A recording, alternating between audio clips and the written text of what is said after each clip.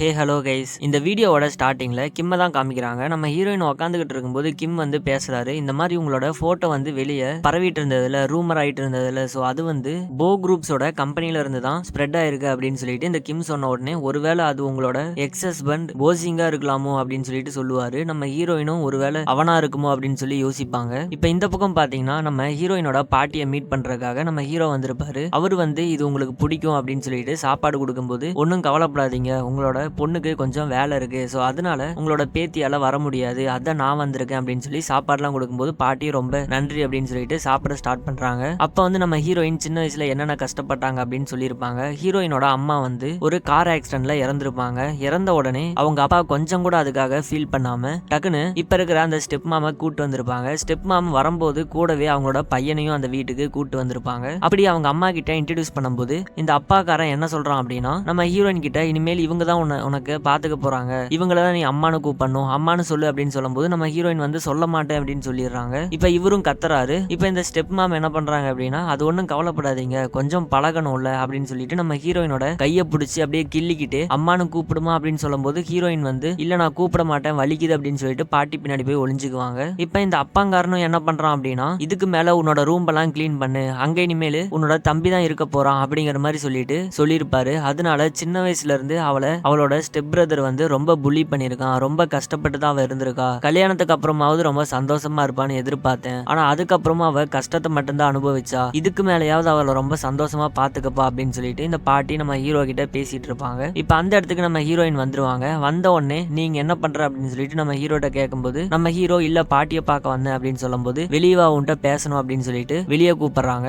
வெளியே கூப்பிட்டு இதுக்கு மேல இந்த மாதிரி சீப்பா பண்ணாதீங்க அப்படின்னு சொல்லிட்டு அந்த ஃபைலை தூக்கி நம்ம ஹீரோ கிட்ட ஒப்படைச்சிட்டு அங்கிருந்து போயிருவாங்க. இப்ப அங்க சீனை கட் பண்ணா நம்ம ஹீரோ கோவமா வீட்டுக்கு வராரு. வீட்டுக்கு வந்து இந்த கீப் இருக்கால, கீப் கிட்ட இந்த ஃபைலை தூக்கி போட்டு அங்கிருந்து போக ட்ரை பண்ணுவாரு. அந்த கீப் என்ன ஃபைல் இது அப்படின்னு சொல்லிட்டு ஓபன் பண்ணி பார்க்கும்போது அந்த போட்டோ வந்து ஸ்ப்ரெட் ஆயிருக்கும்ல, அதுதான் போட்டிருப்பாங்க. இது நீ தான் பண்ணன்னு எனக்கு நல்லாவே தெரியும், ஆனா இதுக்கு மேல இந்த மாதிரிலாம் பண்ணாத அப்படின்னு சொல்லும்போது இல்ல நான் இது பண்ணவே இல்லை, எப்பயும் போல நான் தான் தப்பு பண்ணிருப்பேன், அவன் இந்த மாதிரி சொல்லியிருக்க அப்படின்னு சொல்லும்போது இங்க பாரு, இந்த மாதிரி கேவலமான திங்ஸ் எல்லாம் நீ இந்த மாதிரி பண்ணிட்டு இருக்க அப்படின்னு எனக்கு தெரிஞ்சது அப்படின்னா பாஸ்ட்ல உன்கிட்ட பண்ண அந்த ப்ராமிஸை நான் பிரேக் பண்ணிருவேன், அதுக்கப்புறம் நீ உங்க வீட்டுல தான் இருக்கணும், இங்க இருக்க முடியாது அப்படிங்கிற மாதிரி கோவமா சொல்லிட்டு நம்ம ஹீரோ அங்க இருந்து போயிடுறாரு. இப்ப இவளும் யாருக்கோ போன் பண்ணி நான் எல்லாத்துக்கும் ரெடியா இருக்கேன், நீங்க என்ன வேணாலும் பண்ணுங்க அப்படிங்கிற மாதிரி சொல்லிட்டு இருப்பா. இப்ப அடுத்த சீன்ல இந்த ஸ்டெப் மாமா தான் காமிப்பாங்க. அவங்களோட பையனை பார்த்துட்டு அங்க இருந்து வரும்போது அந்த இடத்துக்கும் ஹீரோயினோட அப்பா வந்துருவான். சோ இவன் வந்து அந்த ஸ்டெப் மாமா கிட்ட இருந்து பணம் கொடு அப்படின்னு சொல்லி கேட்டுக்கிட்டு இருப்பான். அவங்க அம்மா என்கிட்ட பணமே இல்ல, கம்பெனியும் போச்சு, எல்லாமே போச்சு, நடுத்தெருவுல நிக்கிறேன், இப்ப வந்து என்கிட்ட பணம் கொடுன்னு கேட்டுக்கிட்டு இருக்கே அப்படின்னு சொல்லி கேட்கும்போது அவங்கள பிடிச்சி தள்ளி விட்டு அவங்களோட மணி பர்ஸ்ல கொஞ்சம் பணம் இருக்கும், அதை எடுத்துட்டு அடுத்த தாட்டி வருவேன், இன்னும் கொஞ்சம் எனக்கு பணம் வேணும் அப்படின்னு சொல்லிட்டு அங்கிருந்து போயிடுவான். இப்போ இந்த ஸ்டெப் மாமு ஒரு கம்பெனிக்கு வெளியே வந்து கூட்டிட்டு இருப்பாங்க.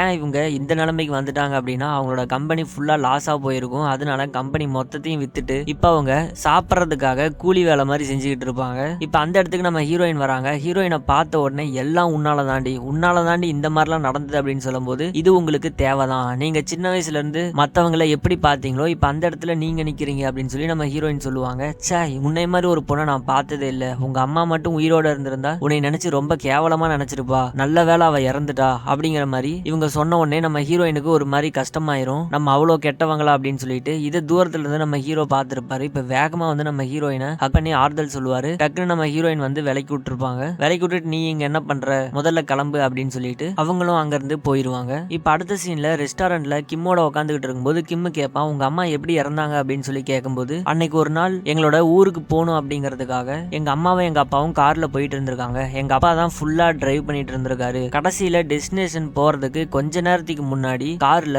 பிரேக் ஃபெயிலியர் ஆகி ஆக்சிடென்ட் ஆயிருச்சு அப்படின்னு எங்க அப்பா சொல்றாரு. ஆனா அதுல கூட எனக்கு ஒரு சந்தேகம் இருக்கு அப்படிங்கிற மாதிரி நம்ம ஹீரோயின் சொல்லுவாங்க. இப்ப அடுத்த சீன்ல நம்ம ஹீரோயின் அவங்க கூட சின்ன வயசுல படிச்ச ஒரு கிளாஸ்மேட்டை மீட் பண்ணி எனக்காக ஒரு ஹெல்ப் பண்ண முடியுமா அப்படின்னு சொல்லி கேட்பாங்க. அவங்களும் கண்டிப்பா நான் ஹெல்ப் பண்றேன் அப்படின்னு சொன்ன உடனே இவங்க அவங்க அப்பாவோட போட்டோ ஒண்ணு கொடுப்பாங்க. அவங்களும் அந்த போட்டோவை வாங்கி வச்சுக்குவாங்க. இப்ப அடுத்த சீன்ல நம்ம ஹீரோயினோட அப்பா இருக்காருல்ல, அவர் அந்த மாதிரி பார்ட்டி பண்ணிட்டு அப்படியே டான்ஸ் ஆடிட்டு ஜாலியா கிளப்ல இருப்பாரு. அந்த இடத்துக்கு நம்ம ஹீரோயின் ஹெல்ப் கேட்டிருப்பாங்கல்ல, அந்த பொண்ணு உள்ள வரா. அப்படியே அந்த பொண்ணு உள்ள வந்துட்டு கரெக்டா நம்ம ஹீரோயினோட அப்பா கிட்ட போயிட்டு நானும் உங்களோட சேர்ந்து டான்ஸ் ஆடலாமா அப்படின்னு சொல்லி கேட்கும்போது இவ்வளவு அழகான பொண்ணு நான் எப்படி ஆட வேணாம் அப்படின்னு சொல்லுவேன், கண்டிப்பா வா வந்து ஜாயின் பண்ணிக்கோ அப்படின்னு அவங்க அப்பாவும் சொல்றாரு. அப்படியே கட் பண்ணா இந்த பக்கம் இந்த தம்பிக்காரனுக்கு சாப்பாடு ஊட்டி விட்டுக்கிட்டு இருக்கும்போது நம்ம ஸ்டெப் மாமுக்கு ஒரு மெசேஜ் வருது. டக்குன்னு அவங்க அங்க இருந்து கிளம்பி போயிடுறாங்க. எங்க போறாங்கன்னா நேரா இந்த பார்ட்டி நடக்கிற இடத்துக்கு வந்து சவுண்ட் ஆஃப் பண்றா அப்படின்னு சொல்லிட்டு ஹீரோயினோட அப்பாவை போட்டு காய்ச்சி மூச்சுன்னு திட்டிட்டு இருக்காங்க. அவங்க அப்பாவும் இங்க பாரு, என்னோட சந்தோஷத்துல நீ தேவையில்லாம இடையில வந்துகிட்டு இருந்தேன், நடக்கிறதே வேற, உனக்கு நான் டிவோர்ஸ் கொடுத்துருவேன் அப்படின்னு சொல்லும்போது, என்னது டிவோர்ஸா, குர்ரா கொடுத்துதான் பாடுற அப்படின்னு சொல்லும்போது, நான் டிவோர்ஸ் கொடுப்பேன்டி, கொடுக்கறதுக்கு முன்னாடி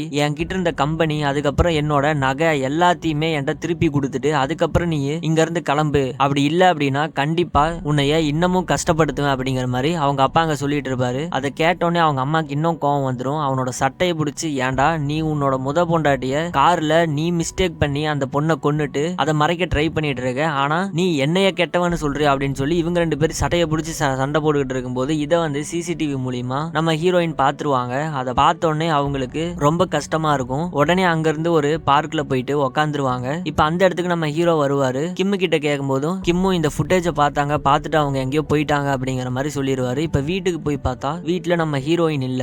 இப்ப ஊர் ஃபுல்லா நம்ம ஹீரோ தேடி பாக்குறாரு. பார்த்தா கடைசியில ஒரு பார்க்ல நம்ம ஹீரோயின் உக்காந்து இருப்பாங்க. இப்ப அந்த இடத்துக்கு நம்ம ஹீரோ வராரு. வந்து நம்ம ஹீரோயினை அப்படியே ஹக் பண்ணிக்கிறாரு. நம்ம ஹீரோயினுக்கும் இது தேவைப்படுது, ஏன்னா ரொம்ப கஷ்டமா இருக்காங்க. சோ அவங்களுக்கும் ஒரு தோல் தேவைப்படுது சாஞ்சிக்கிறதுக்கு. இப்ப அப்படியே கொஞ்ச நேரம் அப்படியே சாஞ்சிருக்காங்க. அதுக்கப்புறம் நம்ம ஹீரோ வந்து நான் உன்னை ஒரு இடத்துக்கு கூட்டு போறேன் வரியான்னு சொல்லி கேட்கும்போது நம்ம ஹீரோயின் எங்கன்னு கேட்பாங்க.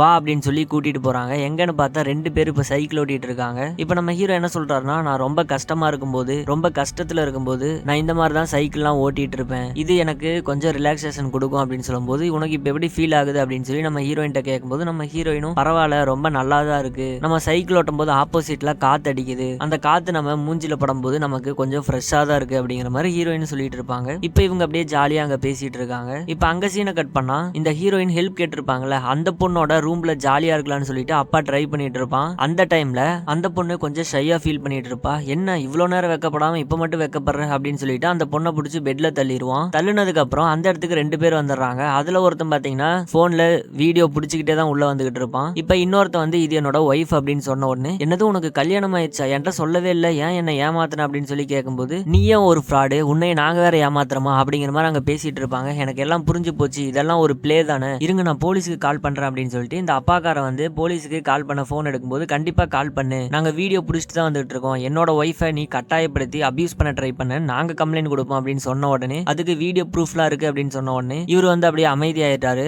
இப்போ உங்களுக்கு என்ன வேணும், எதுக்காக இந்த மாதிரி பண்றீங்க அப்படின்னு சொல்லும்போது, எனக்கு இன்னும் 5 நாள்ல $50 மில்லியன் வேணும், அது கிடைக்கல அப்படின்னா கண்டிப்பா இந்த வீடியோவை போலீஸ் ஒப்படைச்சிட்டு சோசியல் மீடியாலையும் போட்டு உன்னோட பேரை நாரடிச்சு உன்னை ஜெயில தூக்கி உட்கார வச்சிருவோம் அப்படின்னு மிரட்டிட்டு அங்கிருந்து போயிடுறாங்க. இப்ப 5 நாள்ல 50 மில்லியன் நான் எங்கடா போய் சம்பாதிப்பேன் அப்படின்னு இவரும் மண்டையை பிச்சுக்கிட்டு அங்க யோசிச்சுக்கிட்டு இருக்காரு. அப்படியே யோசிச்சுக்கிட்டு இருக்கும்போது கரெக்டா இவருக்கு ஒரு யோசனை வருது. சோ அதோட இந்த பார்ட்டை கட் பண்றாங்க.